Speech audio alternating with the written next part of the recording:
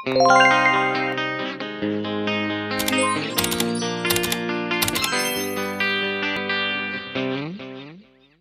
guys, welcome back to my YouTube channel. It's me, Zia, and today's vlog, walang maganang ganap na ganap ngayon kasi yung gagawin lang natin ngayon is magpa-practice ako mag-makeup. Then, habang ako nagme-makeup, magkukwento din ako sa inyo about to my childhood best friends noong kinder ako. Sorry kung maingay dito and nakaano kasi na pag-vlog ko is nagkakantahan sila. Kaya, let's start. Na nga, bata pa ako, nakatira kami sa Makilala. Then, yung school ko is private. Yung name is Victory Christian Schoolhouse. Pagpapasok ka pa lang doon, parang lahat na bata, kaibigan mo na.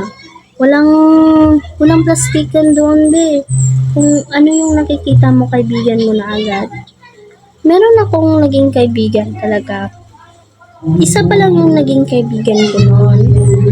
Kasi nga, di ba, first day of school. Ako kasi, be, mahiyain ako. Super mahiyain ako. Parang ayoko na makipag-usap sa mga tao.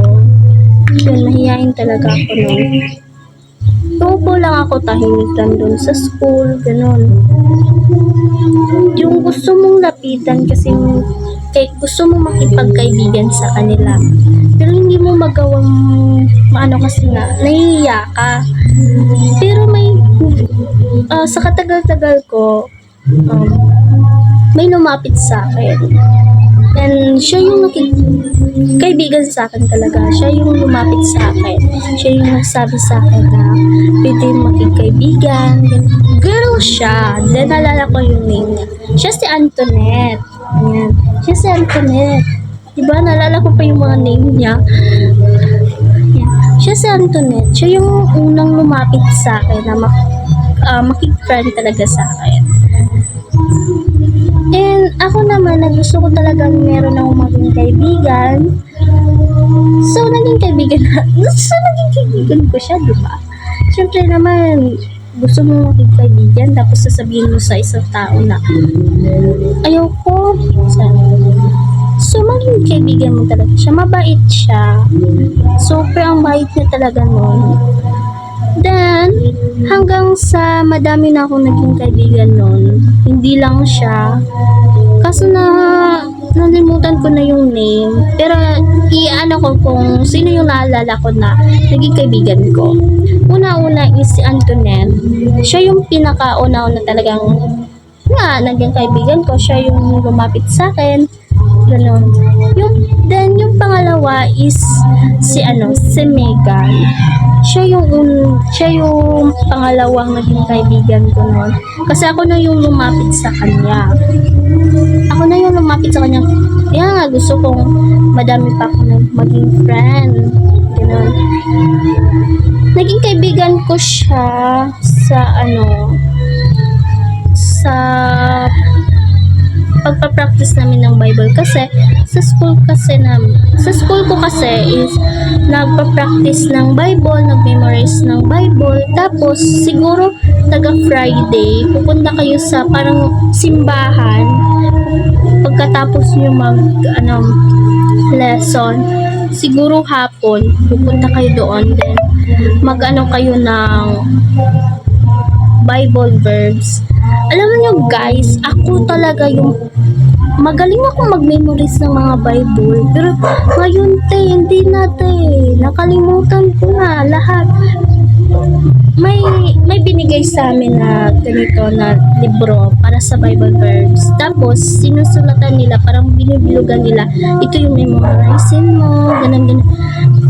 Parang pagbigay pa lang nila sa akin din, i-memorize ko gabi kasi. Memorize ko na. Pero ngayon bigyan niyo ako ng ganyan, hindi ko na memorize, parang nahihirapan ako memorize. Noon talaga, sabi ko, oh my God. Okay, balik tayo dun sa naging kaibigan ko. Yan, naging kaibigan ko na sila that time. Then, sunod kay Megan is si Seymour. Siya talaga, oh my God. Si Seymour. Siya yung lalaki. Same talaga kami that time yun na mahiyain.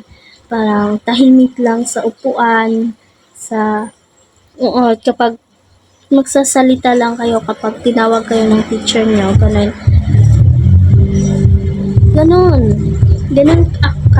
Ganun din siya, kagaya ko,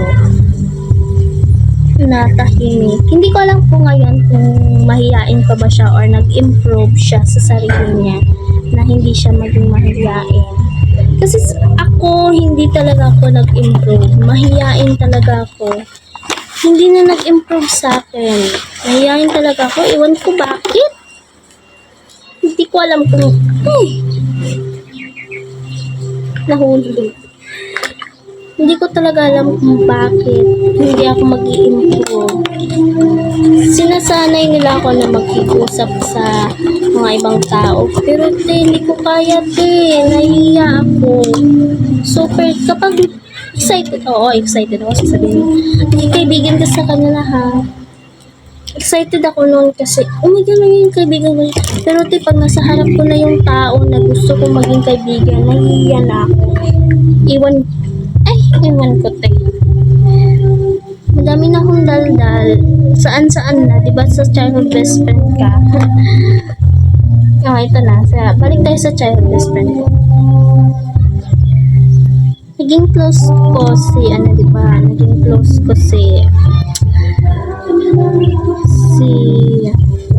Megan. Naglalaro kami nan.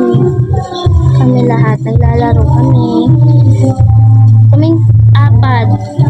Seymour, ako, si Megan, and si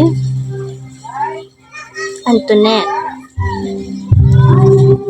Naglalaro kami kasi may bahay-bahayan kasi doon sa school namin and pwede kayo doon lang maglaro.